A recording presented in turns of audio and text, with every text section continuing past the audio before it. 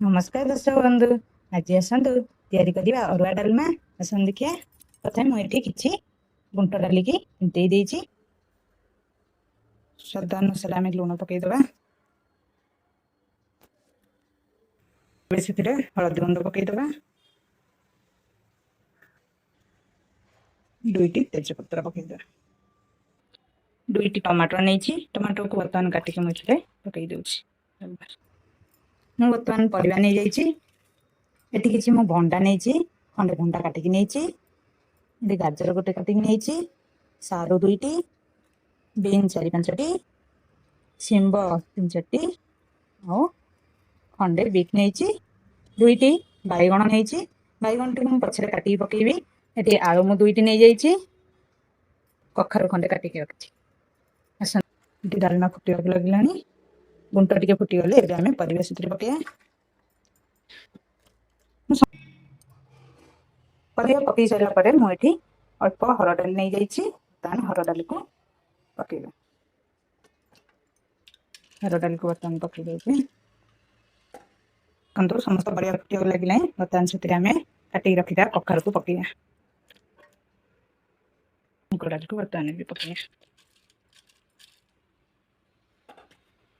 ଶେଷରେ ଆମେ ବାଇଗଣକୁ ପକେଇବା। ନଡ଼ିଆକୁ ମଧ୍ୟ ଡାଲମାରେ କିଛି ଆଡ୍ କରିଦେବି। ଖଣ୍ଡ ନଡ଼ିଆ ବର୍ତ୍ତମାନ ଦୁଇଟି ସିଟି ହେଇଗଲାଣି। ବର୍ତ୍ତମାନ ମୁଁ ଏବେ ଗ୍ୟାସକୁ ଅଫ୍ କରିଦେବି। ବର୍ତ୍ତମାନ ପ୍ରେସରରୁ ପଳେଇ ଯାଇଛି। ମୁଁ ପ୍ରେସର ଖୋଲିଦେଇଛି। କେତେ ଭଲ ଭାବେ ସବୁ ପରିବା ସବୁ ସିଝି ଯାଇଛି।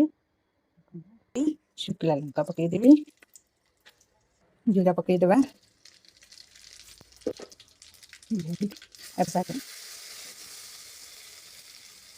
ସେଥିରେ ବିନା ପିଆଜ ରସୁଣରେ ପ୍ରସ୍ତୁତ କରି ପାଉଡରକୁ ପକେଇଦେବା। 1 ଚାମଚ କରି ପାଉଡର,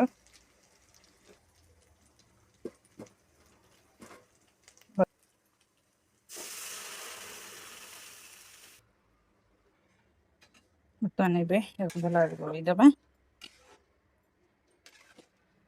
କିଛି ସମୟ ଫୁଟିବାକୁ ଛାଡ଼ିଦେବା। ଦେଖନ୍ତୁ ଏଥିରେ ଜିରା ଲଙ୍କା ଗୁଣ୍ଡ 1 ଚାମଚ ପକେଇଦେବି।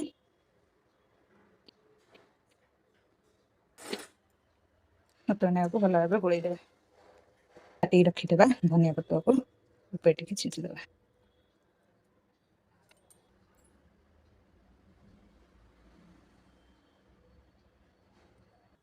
ଦେଖନ୍ତୁ ମୁଁ ଗୋଟେ କଂସା ଭାବରେ ରଖିଛି, କେତେ ସୁନ୍ଦର ଦେଖାଯାଉଛି।